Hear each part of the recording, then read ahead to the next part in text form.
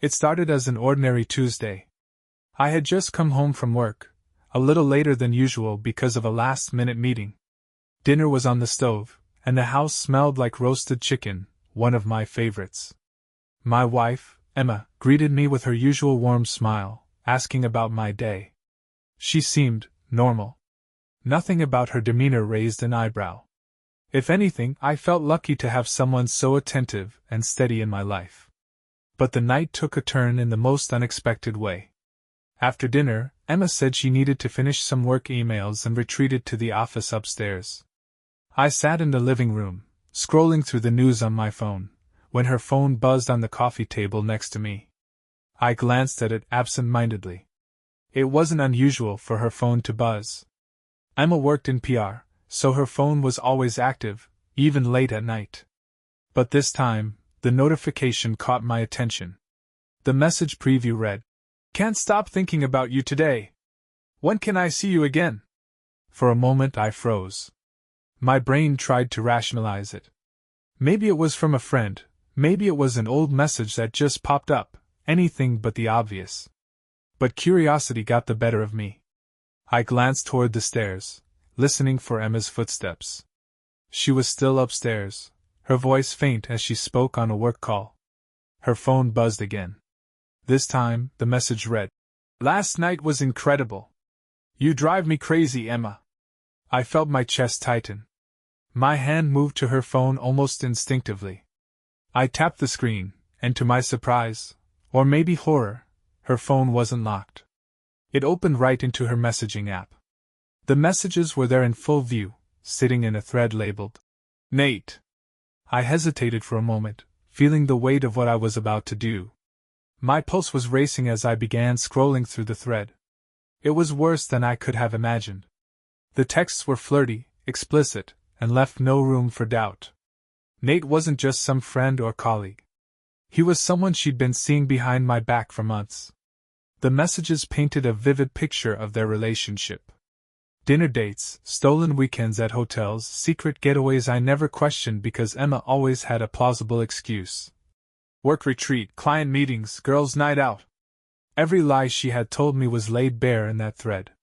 My stomach churned as I read one text after another. There were even photos, a picture of Emma in a dress I hadn't seen before, a selfie of the two of them in what looked like a hotel room, smiling like they didn't have a care in the world. I could feel the heat rise in my chest, a mix of rage and betrayal so intense it was almost suffocating.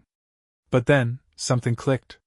Confronting Emma right then and there wasn't going to satisfy me. If I stormed upstairs and demanded answers, she would deny, deflect, cry, whatever it took to save face. I didn't just want answers. I wanted the truth to come out in a way she couldn't escape. I wanted her to feel the weight of her choices, to realize she had underestimated me. I put her phone back on the coffee table, exactly where it was, and sat back. My mind was racing, but I knew I needed to keep a level head. Acting out of anger would only make me look irrational. Instead, I started thinking about how I could turn this situation into an opportunity to reclaim control. That night I barely slept. Emma came to bed around midnight, curling up beside me as if nothing had happened. I stared at the ceiling, feeling the weight of her betrayal pressing down on me. Every time she shifted in her sleep, I felt a fresh wave of disgust. But I stayed silent, forcing myself to remain calm. This wasn't the moment for confrontation. I needed a plan. The next day, while Emma was at work, I took the first step. I created an anonymous email account and a fake online profile. I needed to get to Nate, the man who thought he could take what was mine. I didn't know much about him yet, but I had a starting point, his phone number. It was in the texts. With a bit of sleuthing, I connected his number to a social media profile. Nate was younger than me, probably in his early 30s, and worked as a personal trainer. His profile was full of gym selfies and motivational quotes, the kind of guy who probably thought he was invincible. He had no idea who he was dealing with. I sent him a message under the guise of someone in a similar situation, a man whose wife had cheated with her coworker. I played the part of the scorned husband, looking for solidarity and support. It was a risky move, but it paid off. Nate responded quickly, his tone sympathetic and eager to help. He probably saw me as an ally, someone who shared his disdain for traditional marriage and loyalty. In his messages, he opened up about his own relationship with a married woman. He didn't mention Emma by name at first, but the details were all too familiar: her profession, the excuses she used to sneak away, the thrill of their secret affair. Every message he sent was like a dagger to the heart, but I swallowed my pride and played along. The more he trusted me, the more he revealed. By the end of our first exchange, I had learned enough to know this wasn't just a fling for Nate. He was invested in Emma, maybe even in love with her. That realization stung, but it also fueled my resolve. I wasn't just going to confront them. I was going to make them confront themselves. As I logged out of the fake account, I couldn't help but feel a strange sense of satisfaction. This wasn't over, not by a long shot. They had no idea what was coming. I spent the next few days playing a game of mental chess, carefully considering every move. I knew I couldn't just charge in recklessly. If I wanted to expose the truth in a way that left no room for Emma or Nate to squirm out, I needed a solid plan, and that plan started with information. Emma was none the wiser. She continued with her usual routine, smiling and chatting like nothing was amiss, but every word she spoke grated on my nerves. I had to work hard to keep my own mask in place, to act like everything was fine. I couldn't afford to tip her off, not yet. In the evenings, when Emma thought I was working late at the office or catching up with friends, I'd log into my fake account and strike up conversations with Nate. He was surprisingly eager to share, as if he found some kind of validation in talking to someone he believed understood him. I crafted my messages carefully, responding with a mix of bitterness and curiosity, all while keeping the tone friendly. It wasn't long before Nate started sharing more intimate details. He told me about their first encounter, a chance meeting at a gym he worked at, where Emma had signed up for a membership.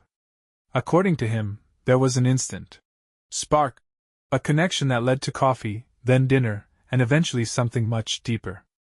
The way he described it, their relationship was intense, exciting, and forbidden.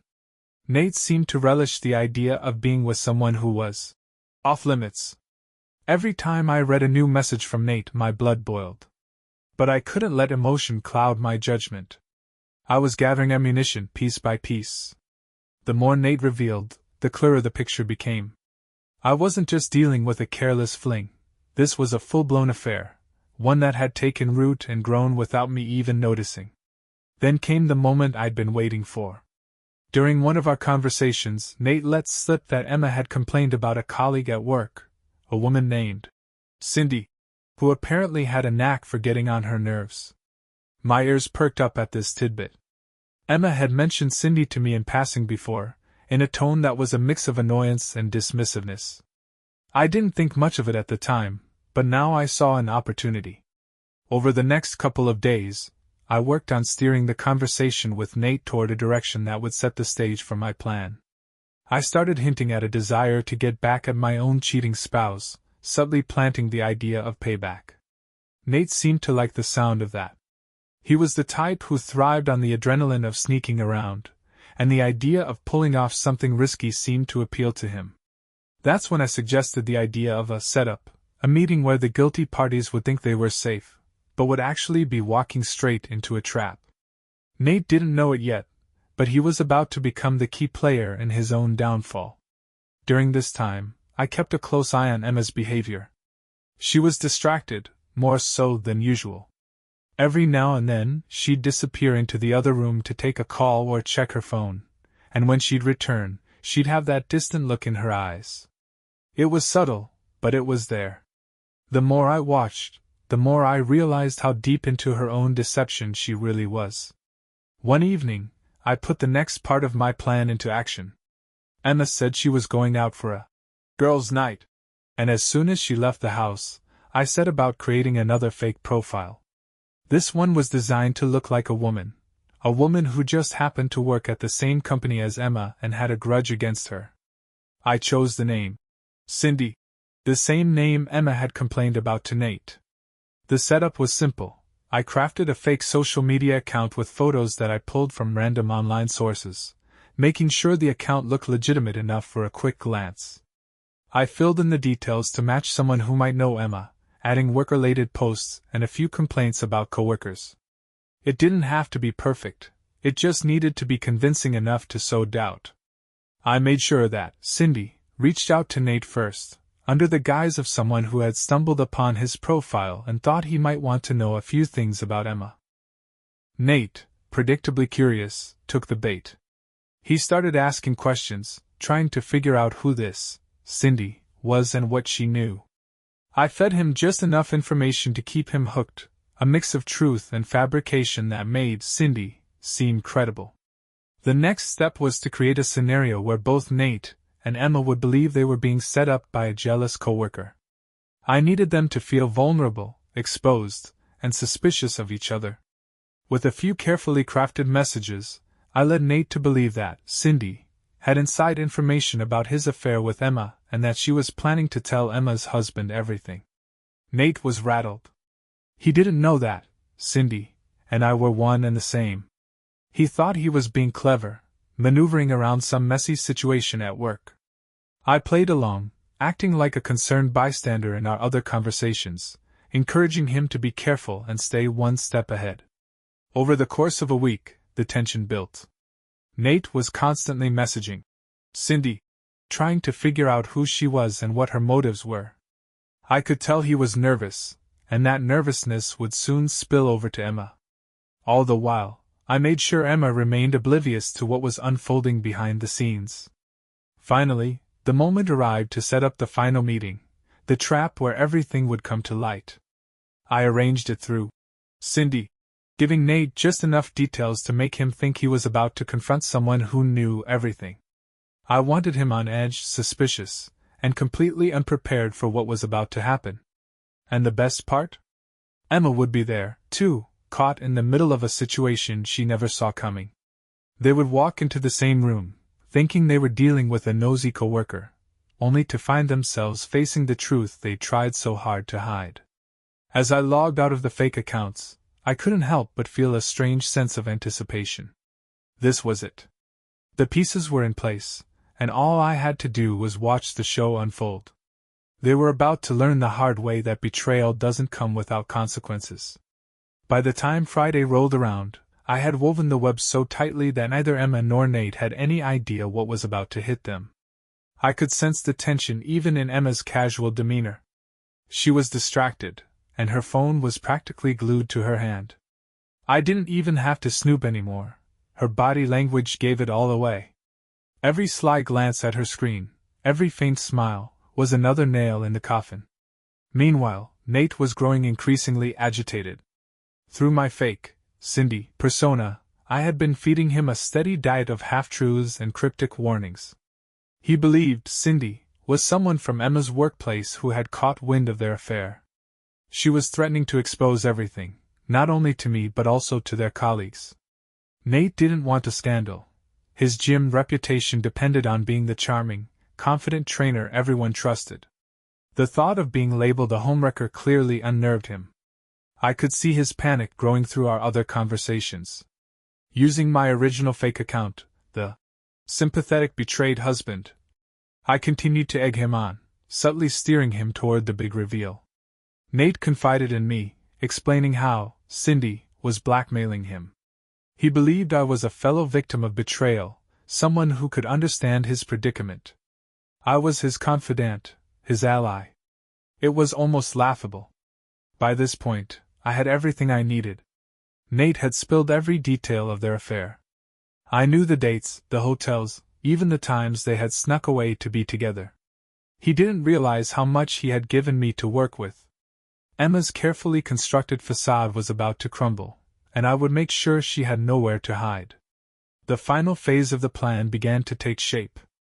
I used the Cindy account to propose a meeting, a neutral location where Nate and Emma could confront this supposed coworker. I told Nate that Cindy was willing to talk, but only in person. I added that she was afraid of leaving a digital trail, that she didn't trust texts or emails anymore. Nate, desperate to put a lid on the situation, agreed immediately. I could almost see the relief in his messages, as if he believed this meeting would be the end of his problems. For Emma, I crafted a different story. She had no idea about the Cindy persona, so I played on her paranoia in a more subtle way. Over the course of the week, I casually dropped comments about her work stress and the challenges of office politics. I mentioned Cindy by name a couple of times, asking if she was still causing trouble. Each time, Emma's reaction was telling. She'd brush it off quickly, changing the subject or giving me vague answers. I could tell she was nervous, though. It was in the way her eyes darted away, the way she fidgeted with her hands. On Thursday night, I made my move. I waited until Emma was in the shower and sent her a text from the Cindy account. It was brief but effective. I know about you and Nate. Meet me tomorrow at 8 p.m. at the diner on 5th. We need to talk, or I'll go straight to your husband. I timed it perfectly. She came out of the bathroom with her hair wrapped in a towel, her phone lighting up on the nightstand. I pretended to be engrossed in a book, watching her out of the corner of my eye. She picked up the phone, read the message, and froze. Her expression was priceless, a mixture of shock, fear, and confusion. She quickly typed something back, her thumbs flying across the screen, but I had no idea what she said. Whatever it was, she didn't seem reassured. She spent the rest of the evening quiet and preoccupied. By the time Friday evening arrived, the stage was set. Nate and Emma both believed they were meeting Cindy, but they didn't know I'd orchestrated the entire thing. I picked a booth in the back of the diner, far enough away to go unnoticed but close enough to watch the chaos unfold. I got there early, ordered a coffee, and settled in to wait. At exactly 7:55 p.m., Nate walked in. He looked tense, scanning the diner nervously as if expecting someone to jump out at him. He was wearing a leather jacket, his gym bag slung over one shoulder. I could see the tension in his posture, the way his eyes darted around the room. He chose a booth near the middle, facing the door, and kept glancing at his phone. Emma arrived a few minutes later. She was dressed casually but put together, her hair freshly styled. She looked around quickly, her face betraying her anxiety. When she spotted Nate, her expression shifted, relief mixed with apprehension. She approached him, and they exchanged a few quiet words before sitting down together. It was surreal watching them interact. I had spent so much time piecing this puzzle together, and now I was witnessing the two of them, side by side, completely unaware of the trap they were walking into. They were whispering, their body language tense. I couldn't hear their words, but I didn't need to. I could tell they were trying to figure out what Cindy knew and how to handle it. I let them stew for a few minutes before sending the final message. Using the Cindy account, I texted Nate. I'm watching you. Stay put. I'll be there soon. I could see the message arrive, his phone lit up on the table. He showed it to Emma, and her face went pale. Whatever fragile trust they had in each other was already starting to crack. As I sipped my coffee, I felt a strange mix of emotions. There was anger, of course, but also a dark satisfaction. They were squirming, panicking, and the best part was that they still had no idea who was really behind this. I could almost taste the irony. They thought they were outsmarting the world, hiding their affair in plain sight. But now they were trapped, and the walls were closing in. The real show was about to begin. From my vantage point at the back of the diner, I could see everything, the way Emma and Nate leaned in close, whispering like two conspirators on the verge of unraveling. Their body language was telling. Emma sat stiffly, her hands gripping the edge of the table, her expression somewhere between nervous and furious. Nate, on the other hand, kept glancing over his shoulder, shifting in his seat like he was ready to bolt at the first sign of trouble. The tension between them was palpable. Whatever little fantasy world they built for themselves was starting to crumble. And I wasn't even done yet. I waited another 5 minutes before sending the next message. This one was meant to push them further over the edge. From the Cindy account, I texted Emma directly this time. I'm disappointed, Emma. You really brought him here? I thought you'd be smarter than that. Don't move. I'll be there in 5 minutes. I had barely hit send before I saw her phone light up on the table. She snatched it up quickly, her eyes darting over the message. Her face went white as she read it, and she immediately turned the phone toward Nate. He leaned in to read, his brow furrowing as his jaw tightened. I could almost hear their hushed conversation from the way they gestured at each other. Emma was frantic, clearly trying to explain herself. Nate, on the other hand, looked like he was teetering on the edge of frustration and panic. He kept glancing around the diner, his eyes darting toward every person who walked through the door. They didn't trust each other, not anymore. The illusion of their perfect little affair had been shattered, and paranoia was creeping in fast. To make things worse for them, I had one final card to play before the night's main event. I sent another message, this time to Nate. "What's she telling you right now? Be careful, Nate. She's only looking out for herself. Don't let her throw you under the bus." Nate's phone buzzed almost immediately after Emma's. He glanced at it, his face tightening as he read the message. I saw the way his hand clenched into a fist on the table, his jaw working as he processed it. Without even thinking, he slid his phone across the table toward Emma, showing her the message.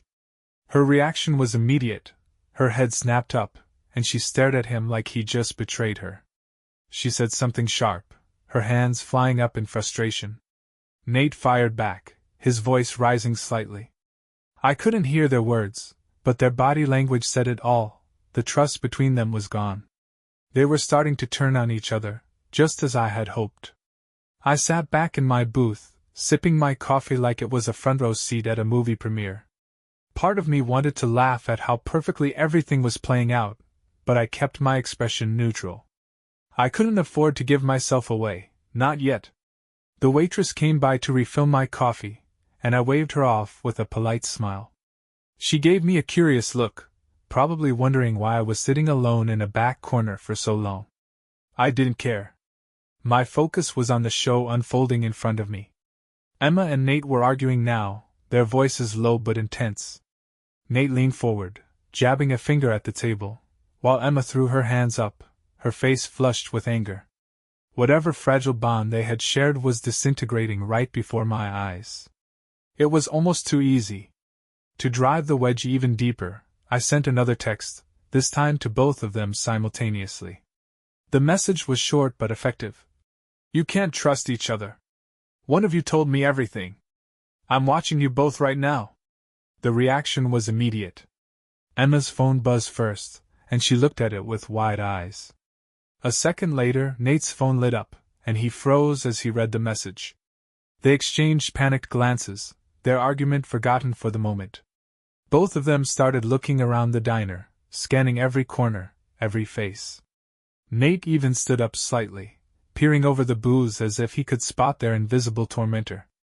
I stayed perfectly still, my head down as if I was engrossed in my coffee.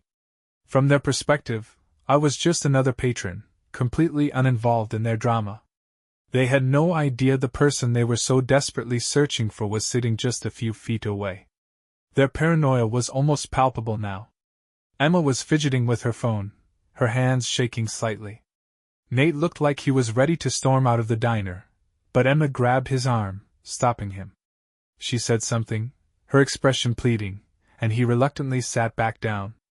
It was clear they were trying to figure out their next move, but they were trapped. They couldn't leave without risking whatever fallout they thought Cindy had planned for them. It was time for the next phase of the plan. I pulled out my phone and typed a new message, this one addressed to Emma. "You've disappointed me, Emma. I thought you were smarter than this. If you leave now, I'll make sure your husband knows everything. Stay, and we can settle this face to face." Her reaction was immediate. She clutched her phone tightly, her face twisting in frustration and fear. She showed the message to Nate, who shook his head, clearly exasperated. They were trapped, and they knew it. I sat back in my booth, my heart pounding with a mix of adrenaline and satisfaction. The stage was set. The cracks in their relationship had turned into full-blown fractures, and the pressure was mounting. They were falling apart right in front of me, and the best part was, they still had no idea who was pulling the strings. They thought they were facing Cindy. They thought they were clever enough to outmaneuver her. But the truth was, they were just pawns in a game they couldn't even comprehend. The real show was just beginning. By now, Emma and Nate were visibly unraveling. Their little world of secrecy and stolen moments was collapsing under the weight of fear and suspicion. From my booth in the back corner, I could see their movements grow more frantic, their whispers more heated. They weren't even trying to hide their discomfort anymore. They were too consumed by the pressure I was applying. Emma clutched her phone like it was a lifeline, her hands shaking as she typed furiously. She was probably trying to reason with Cindy, to beg for a way out of this mess. Nate, on the other hand, looked like a caged animal, his eyes darting around the diner, scanning every face. He leaned in toward Emma, his voice sharp, though I couldn't make out his words. Whatever he was saying, it wasn't helping. I decided to strike again. I crafted another message, this time from Cindy to Nate. It read, "I saw the way you threw her under the bus just now. You think I don't notice? Be careful, Nate. I know how this works. You'll say whatever you need to save yourself." When his phone buzzed, I watched him grab it instantly. He read the message, and his face darkened. He shoved the phone across the table toward Emma, his voice rising slightly as he said something accusatory. Emma's eyes widened, and she snapped something back at him, her expression a mix of anger and panic. The cracks between them were turning into full-blown chasms. Nate leaned back in his seat, crossing his arms, clearly distrustful now. Emma looked like she was on the verge of tears, her face pale and drawn. They were spiraling, and it was glorious to watch. At this point, I had everything I wanted. The truth was eating them alive, and their paranoia was making them enemies. But I wasn't done yet. I wanted to push them further, to make them doubt each other so completely that there would be no hope of reconciliation. I sent another message, this time to both of them simultaneously. It was short but packed a punch. "One of you already told me everything. I just want to see if the other has the guts to admit it. Don't make me drag it all out in public." When their phones buzzed at almost the same moment, they both froze. Emma's hand trembled as she picked hers up. Nate leaned forward, his eyes narrowing as he read his own screen. For a moment, they didn't speak. Then Nate slammed his phone down on the table, loud enough to make Emma flinch. I couldn't hear what he said, but his body language screamed accusation. He gestured sharply at Emma, leaning forward like he was demanding answers. Emma's face flushed red, and she fired back, her voice rising just enough that I caught a word here and there, fragments of their argument slipping through the air. "How could you? Don't blame me, this is your fault." It was chaos, just as I had planned. They were turning on each other, their bond disintegrating under the pressure. And the best part? They still believed it was all because of Cindy. I glanced around the diner, making sure no one was paying too much attention to the unfolding drama. Most of the other patrons seemed oblivious, absorbed in their own meals and conversations. A waitress passed by Emma and Nate's table, hesitating for a moment as if to ask if they needed anything, but Nate waved her off impatiently. They were isolated, trapped in their own little bubble of fear and confusion. I decided to up the stakes. I sent one more message, this time only to Emma. "You should have been honest with me, Emma. But now it's too late. Everyone's going to know what you've done. I'll make sure of it." She read the text and let out a small gasp, her hand flying to her mouth. Her eyes darted toward Nate, then around the diner, as if she expected someone to leap out and confront her. She said something to Nate, her voice trembling, and he responded with a sharp shake of his head. They were completely unraveling now. Emma looked like she was on the verge of tears, her hands clutching her phone so tightly her knuckles were white. Nate, meanwhile, looked ready to explode, his face flushed with anger. Whatever trust they'd had was gone, replaced by suspicion and resentment. I watched them argue, their words becoming more heated, their gestures more frantic. It was everything I had hoped for, and more. But I wasn't done yet. I checked the time. It was 8:30 p.m. The chaos had been brewing for over 30 minutes, and I knew it was time to push them toward the breaking point. I stood up slowly, leaving some cash on the table for my untouched coffee. I wanted to be long gone before the fallout began. But before I left, I sent one final message to both of them. This was fun, but now it's over. You'll see what happens next soon enough. I slipped out of the diner quietly, unnoticed by either of them. As I stepped into the cool night air, I felt a sense of dark satisfaction settle over me. They were left inside, stewing in their paranoia and anger, completely unaware that their tormentor had been sitting just a few feet away the entire time. I walked away, knowing that the real consequences of their betrayal were still to come. They thought tonight was the worst of it, but they had no idea what I had planned for the days ahead. This was only the beginning. As I walked away from the diner that night, I felt a strange calm wash over me.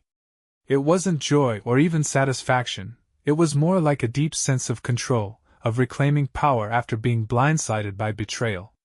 But I knew the night's events were just the first act. The real fallout was still ahead. When I got home, the house was dark and quiet. Emma wouldn't be back for a while, if at all tonight. That suited me just fine. I poured myself a glass of whiskey and sat on the couch, replaying everything I'd witnessed at the diner. The way their trust in each other crumbled so quickly, the way they turned on one another, was almost poetic. They thought they were untouchable, sneaking around behind my back, but now they were trapped in a prison of their own making. I opened my laptop and logged into the fake accounts I had been using to orchestrate the chaos. Nate had sent a flurry of messages to Cindy, each one more frantic than the last. Where are you? This isn't funny. Just tell me what you want. Emma's freaking out. You need to fix this. I smirked at his desperation. The mighty Nate, the smooth-talking personal trainer who thought he could charm his way out of anything, was now reduced to begging a ghost for mercy. I ignored his messages for the moment, letting him stew in silence. Emma, on the other hand, had sent only one message to Cindy, but it spoke volumes. Please don't ruin my life. Let's talk. I'll do anything. Anything. The word lingered in my mind, heavy with implication. Emma's carefully curated world was unraveling, and she was willing to make any promise to stop it. I couldn't help but wonder if she felt even a fraction of the pain I'd felt when I discovered the truth. Probably not yet anyway. But she would. The next morning, Emma was up early, moving around the house like a shadow. She hadn't said much when she came home the night before, just a mumbled excuse about being tired and needing to go to bed. Now, as I sat at the kitchen table sipping my coffee, I could feel her tension radiating across the room. She was fidgety, her eyes darting to her phone every few seconds. I waited for her to say something, to offer an explanation or try to gauge my mood, but she didn't. She just moved around the kitchen in silence, pretending everything was fine. It was almost laughable. You okay?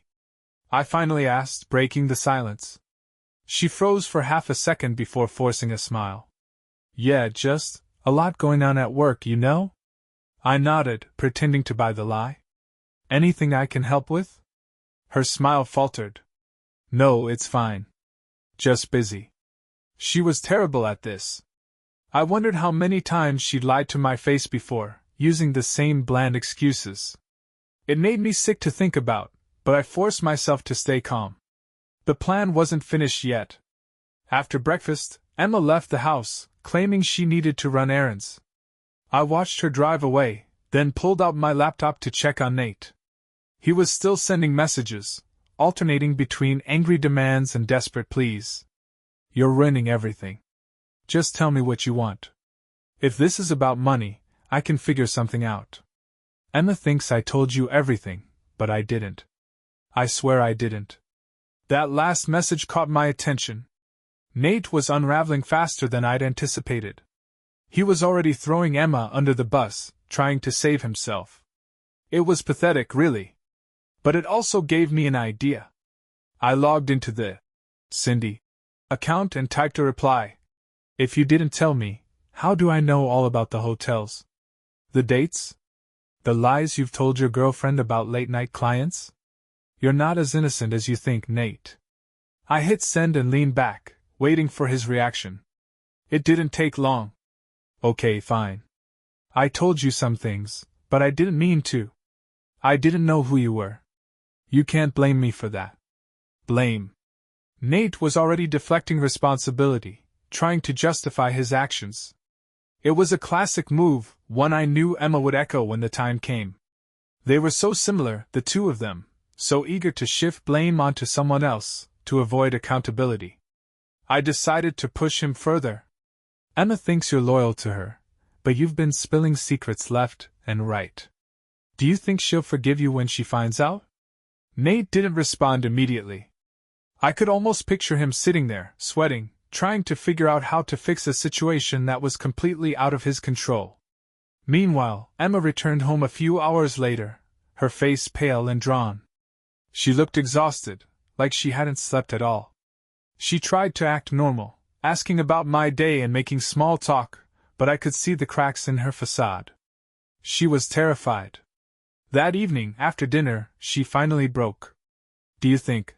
She hesitated, looking down at her hands. Do you think people can make mistakes and still fix things? The question caught me off guard, though I hid it well.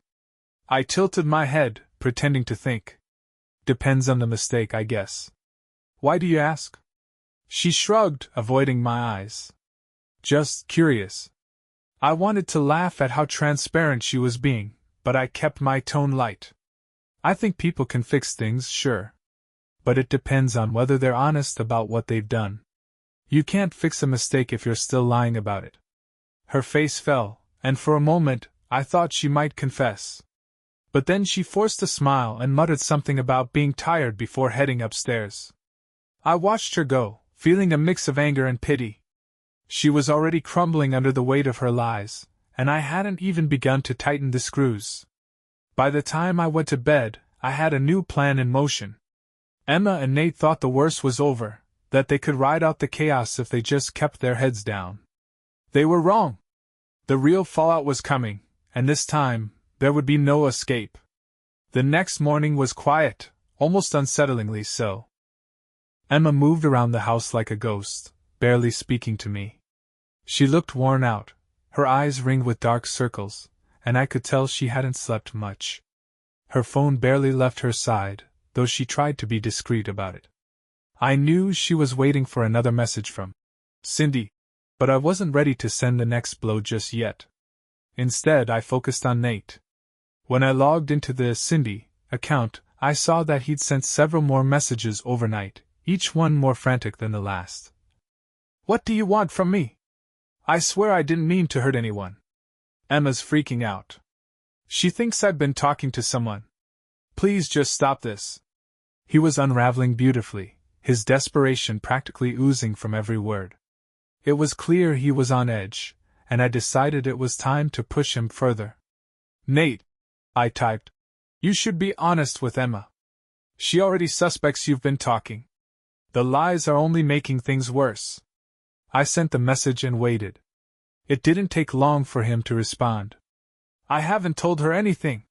She's just paranoid. She thinks everyone is out to get her right now. I grinned. That paranoia was exactly what I wanted. You think she doesn't already know? She's just waiting for you to slip up. She's protecting herself first, Nate. Don't let her drag you down with her. I sent the message and leaned back, imagining the chaos it would stir up. I knew Nate would take the bait. He was already doubting Emma, and I was going to make sure that doubt consumed him. Meanwhile, Emma seemed to be struggling with her own guilt. That evening, as we sat on the couch watching a movie, she kept fidgeting, her hands twisting in her lap. She wasn't paying attention to the screen at all, her mind clearly elsewhere. You okay? I asked, keeping my tone casual. She nodded quickly, a little too quickly. Yeah, just tired. You've seemed a little out of it lately, I said, watching her closely. Is everything okay at work? Her eyes flicked to me, wide and uncertain. Yeah, it's fine. Just, the usual stress. I nodded, letting the silence hang between us for a moment. Then I added, You'd tell me if something was wrong, right? If you were dealing with something you couldn't handle on your own? Her face went pale, and I saw her throat bob as she swallowed hard. "Of course," she said, forcing a smile. "Why wouldn't I?" I shrugged. "I don't know. You just seem off.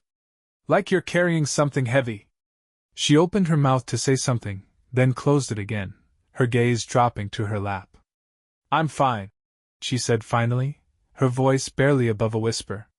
I let the conversation drop, but inside I was fuming. Even now, when I was giving her an opening to come clean, she couldn't do it. Her pride, or maybe her fear, was too strong. It only fueled my determination to see this through to the end. The next day, I decided to step things up. Using the Cindy account, I sent Nate a new message. "You need to talk to her, Nate. She's already throwing you under the bus. If you don't protect yourself, no one else will."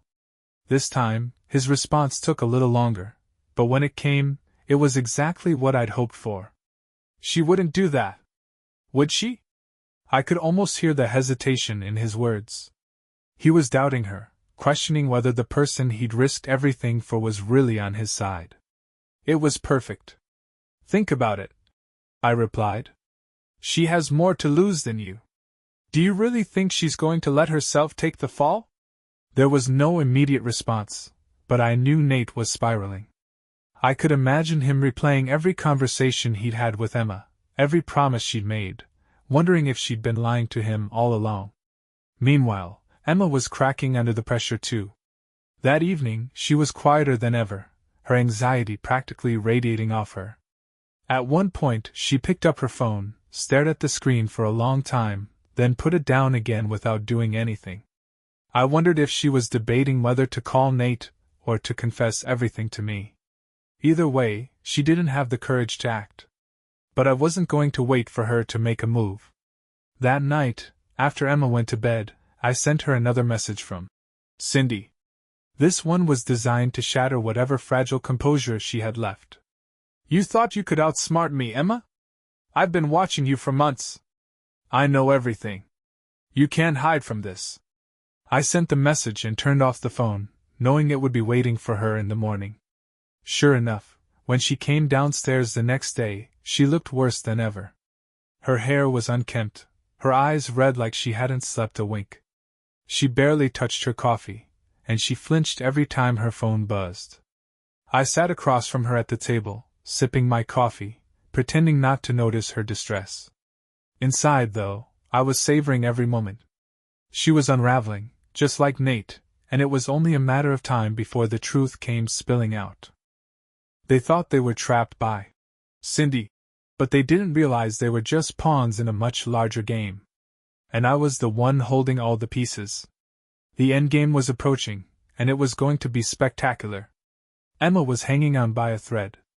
That much was clear from the moment she walked into the kitchen that morning, looking like she hadn't slept in days. Her usual calm and collected demeanor had completely evaporated. Her hands trembled as she gripped her coffee mug, her eyes darting toward her phone every few seconds like it was a bomb waiting to go off. I kept my movements slow and deliberate, my tone casual as I made small talk. I didn't want to give her any reason to suspect that I knew. But inside, I was counting down the minutes until she finally cracked. I didn't have to wait long. Around mid-morning, while I was working in the home office, I heard Emma's voice rise from the living room. At first, it was muffled, like she was trying to keep her emotions in check, but within minutes it escalated into a full-blown argument. I stepped out of the office quietly and peeked down the hall. She was pacing the room, her phone pressed to her ear. Her voice was shaking, high-pitched and frantic.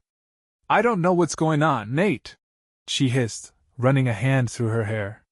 "This is out of control. I can't." She stopped abruptly, listening to whatever Nate was saying on the other end. I stayed where I was, out of sight, my heart pounding as I watched her unravel. "What do you mean?" I told her. Emma's voice cracked, her face flushing with anger. "I didn't tell anyone. You're the one who's been talking." She stopped pacing, standing stock-still in the middle of the room. Her free hand clenched into a fist, her knuckles white. "Don't you dare turn this on me, Nate. You're the one who..." She stopped mid-sentence, her eyes widening. Wait, she said, her voice dropping to a whisper. Do you think it's him? I felt a rush of adrenaline at her words. For the first time, she was considering the possibility that I might be involved. Her voice dropped even lower, almost inaudible. I stepped closer, straining to hear. I don't know, she murmured. He's been weird lately. Quiet. But I don't think he knows. He would have said something, right? I smiled to myself, staying perfectly still as she continued her frantic conversation. Nate must have been panicking on his end, because Emma's responses grew shorter, sharper. No, we can't meet up right now. It's too risky, she snapped. Just let me figure this out. I'll call you later. She ended the call and dropped onto the couch, her face buried in her hands. For a long moment she just sat there, motionless. I could almost feel the weight of her guilt pressing down on her, crushing her. Satisfied, I slipped back into the office and closed the door quietly. Later that evening, I decided it was time to escalate things. Using this Cindy account, I sent Nate another message. She's blaming you now. Typical, isn't it? When the walls close in, she's protecting herself first. I wonder if you can trust her at all. His response came within minutes. What are you trying to do? Why are you doing this? I grinned at the desperation in his words. I'm just helping you see the truth, I replied. She's not who you think she is. She's already turning on you. Nate didn't respond right away, but I knew the seed of doubt had been planted. I switched over to Emma's messages and sent her a similar one. How long are you going to let him drag you down, Emma? You think he won't sell you out the first chance he gets? He's already talking. Emma's reaction was immediate. I heard her phone buzz from across the room, followed by the sharp intake of her breath. She didn't say anything, but the way her hands trembled as she picked up her phone told me everything I needed to know. By the next day, the tension in the house was unbearable. Emma barely spoke to me, her responses clipped and distracted whenever I tried to start a conversation. She spent most of the day glued to her phone, alternating between texting and staring blankly at the screen. I decided to push her further. That afternoon, while she was out running errands, I sent Nate another message from Cindy. She's meeting someone else today, isn't she? You should ask her where she really is. And to Emma I sent, Nate thinks you're lying to him. He's already planning to protect himself. Do you think he'll keep your secrets? When Emma came home, her face was pale, her hands gripping her purse tightly. She didn't say a word as she walked past me into the kitchen. I followed her, keeping my tone casual. Everything okay? I asked, leaning against the counter. She jumped slightly at the sound of my voice, then forced a tight smile. Yeah. Why wouldn't it be? You just seem distracted, I said, watching her closely. Like something's on your mind. She avoided my gaze, fumbling with her keys. It's nothing. Just work stuff. I let the silence hang for a moment before adding. You know, if there's anything you need to talk about, I'm here. No judgment. Her shoulders tensed, and she let out a shaky laugh. Thanks, but I'm fine. Really. She wasn't fine. She was falling apart, and she didn't even realize how much I knew. That night, as Emma sat on the couch scrolling through her phone, I made my next move. I sent both her and Nate the same message from Cindy. Tomorrow, 7 p.m. You know where. If you don't show up, I'll take everything to your husband. Let's see how much he forgives. Emma's reaction was immediate. She jumped up from the couch, clutching her phone tightly. Her face was pale, her breathing shallow. What's wrong? I asked, feigning concern. Nothing, she said quickly, shaking her head. I just need to go upstairs for a minute. She bolted up the stairs, and I stayed where I was, a slow smile spreading across my face. They were walking right into my trap. Tomorrow would be the final act, and they had no idea what was coming. The day of reckoning had arrived. Emma and Nate had no idea how meticulously I'd orchestrated every step of this disaster. They were both cornered, desperate, and teetering on the edge. It was only a matter of hours before the curtain would fall on their little affair, and I'd be there to watch it all unravel. That morning, Emma was quiet but visibly tense. She moved around the house like she was waiting for a bomb to go off. I caught her stealing glances at me when she thought I wasn't looking, her expression a mix of guilt and dread. "Plans tonight?" I asked casually over breakfast. She froze for a split second, the fork hovering in her hand before forcing a smile. "Just a late meeting. Shouldn't take too long. Work's been crazy lately, huh?" I said, keeping my tone light. "Yeah," she muttered, looking down at her plate. I could tell she hated lying to my face, but she wasn't going to stop. Not yet. She still thought she could salvage this. After she left the house, I shifted my focus to Nate. Using the Cindy account, I sent him one last message to ensure he'd show up. "Tonight, 7 p.m., at the park near the fountain. Bring Emma if you want to sort this out. If either of you doesn't show, you'll regret it." He responded almost instantly. "We'll be there. Just don't do anything stupid, okay?" I laughed out loud at that. Stupid?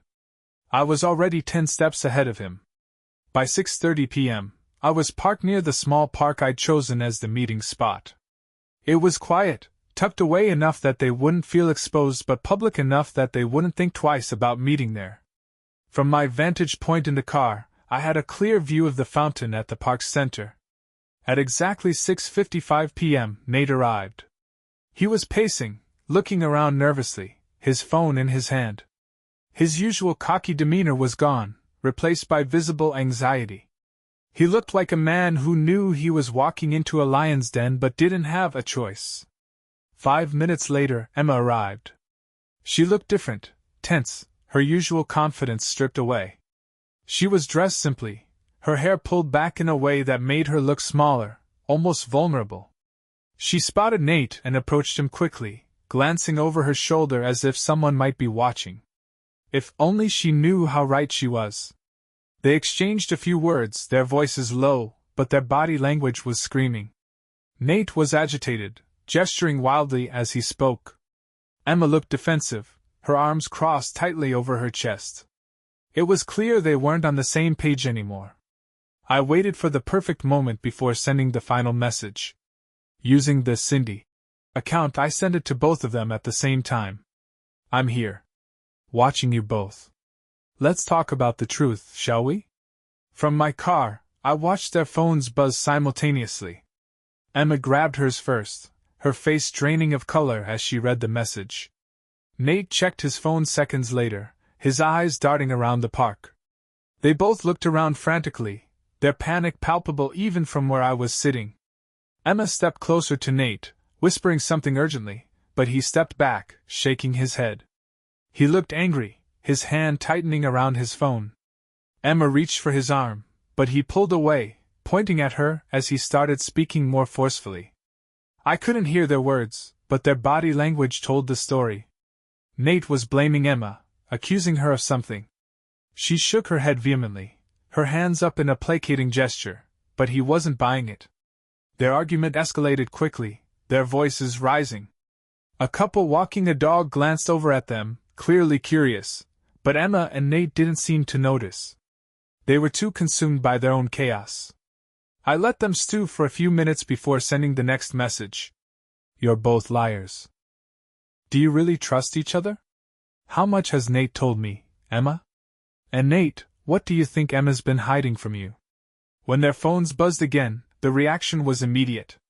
Emma turned on Nate, her face red with anger, jabbing a finger at his chest as she yelled something. He threw his hands up, his face contorted with frustration, and yelled back. They were unraveling beautifully. The tension, the lies, the fear, it was all boiling over. And then I stepped out of my car. I approached them slowly, making sure they saw me coming. Emma was the first to notice me.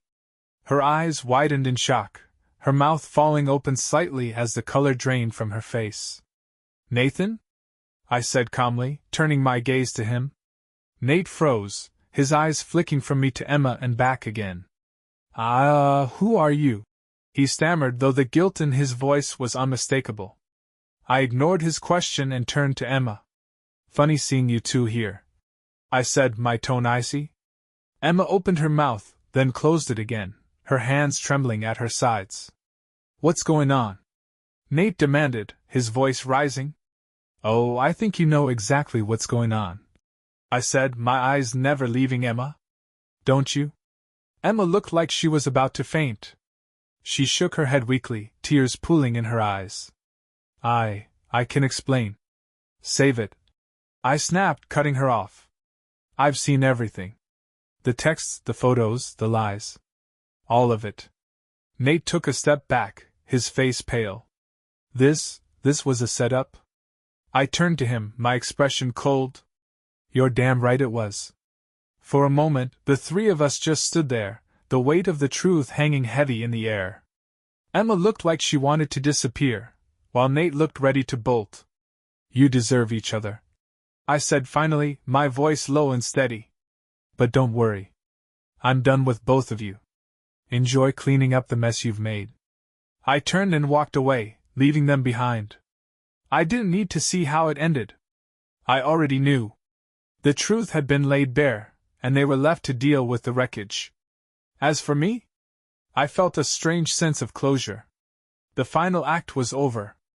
I didn't look back as I walked away from the park, leaving Emma and Nate to their wreckage. Their voices trailed off behind me, panicked and full of blame, but I had no interest in hearing the rest. I'd done what I needed to do. The trap had been set, and they'd both fallen into it, dragging each other down in the process. When I got home, the house was eerily quiet. It was the same space I had shared with Emma for years, but now it felt like a stranger's house, a shell of what it once was. I sat on the couch, staring at nothing in particular, letting the silence fill the void.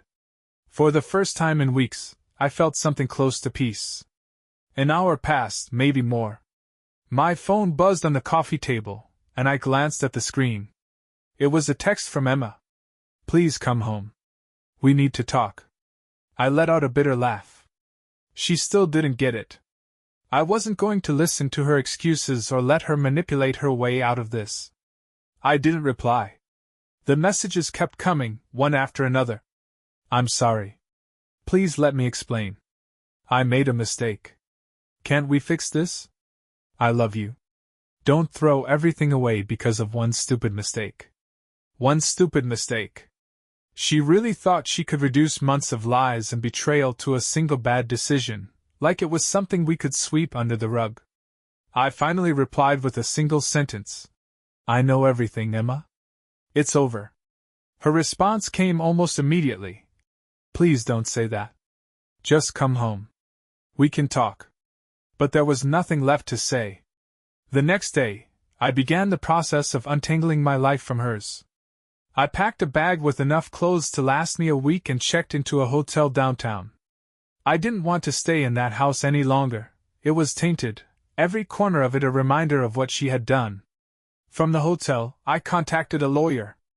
I didn't know how messy the divorce would get, but I wasn't going to let her walk away from this unscathed. I wanted it all out in the open, the affair, the lies, everything. If she wanted to fight, I was ready for it.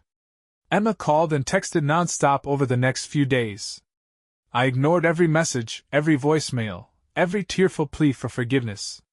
She even showed up at the hotel once, pounding on the door and begging me to let her in. I stayed silent, waiting for her to give up and leave. I didn't want to hear her apologies. I didn't want to see her face. As for Nate, I couldn't help but wonder what was going through his mind. I imagined him trying to salvage what was left of his life, his reputation. Did he blame Emma for what happened? Or was he smart enough to realize he'd been outplayed? I logged into the Cindy account one last time and saw a final message from him. Whoever you are, I hope you're happy. You ruined everything. I smiled, satisfied. I deleted the account after that. It had served its purpose, and I didn't need it anymore. The game was over. In the weeks that followed, I started to rebuild. It wasn't easy. There were moments when the weight of everything hit me like a ton of bricks, moments when I questioned whether I could have done things differently, whether I should have confronted Emma earlier instead of letting it spiral into this. But then I remembered the look on her face that night at the park, the way her lies crumbled around her. She hadn't just betrayed me, she had betrayed the life we built together. There was no coming back from that. The divorce was finalized quicker than I expected. Emma didn't put up much of a fight. Maybe she knew she didn't have a leg to stand on. I didn't ask about Nate, and she didn't offer any information. By the end of it, I walked away with my dignity intact and the satisfaction of knowing I'd taken control of a situation designed to destroy me. It's been a few months now. I moved out of the city, rented a small apartment in a quieter neighborhood. It's nothing fancy, but it feels like mine.